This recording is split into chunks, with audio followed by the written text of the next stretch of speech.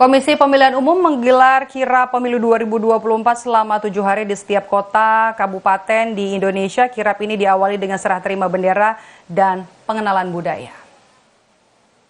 Pemilihan Umum atau KPU telah menggagas hadirnya Kirap Pemilu 2024 untuk menyosialisasikan, mengedukasi, serta mendongkrak tingkat partisipasi pemilih di kalangan masyarakat. Inovasi tersebut dipelopori oleh Ketua KPU periode 2022-2027, Hashim Asyari, dan 6 anggota KPU yaitu Agus Melas, Betty Epsilon Indrus, Muhammad Afifuddin, Parsadaan Harahap, Yulianto Sudrajat, Idam Holik, serta Sekretaris Jenderal KPU Bernard Dermawan Sutrisno.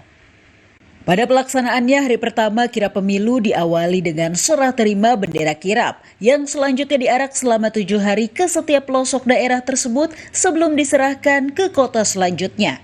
Pada prosesi serah terima, tim kirap tidak hanya menyosialisasikan pemilu, namun juga memperkenalkan kesenian dan keunikan daerah setempat sebagai upaya pengenalan budaya di Indonesia yang beragam. Pada jalur 5 Kota Ngawi, Provinsi Jawa Timur, tim kirap menghadirkan marching band dan kesenian reog yang mampu menarik antusiasme warga sekitar.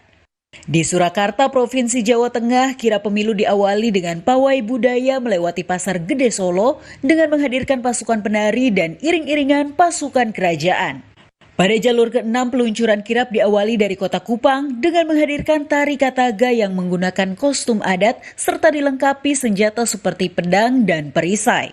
Prosesi serah terima pada Kabupaten Lombok Utara, Provinsi Nusa Tenggara Barat diawali dengan hadirnya tari gegerok tandak yang merupakan tarian ritual untuk acara-acara sakral. Tidak hanya melalui kirap pemilu, KPU juga menggunakan film berjudul Kejarlah Janji sebagai sarana sosialisasi pentingnya menggunakan hak pilih yang telah berhasil meraih 2 rekor muri, yakni rekor pemrakarsa dan penyelenggara nonton film bareng serentak oleh mahasiswa terbanyak, serta pemrakarsa dan penyelenggara nonton film bareng serentak oleh santri terbanyak.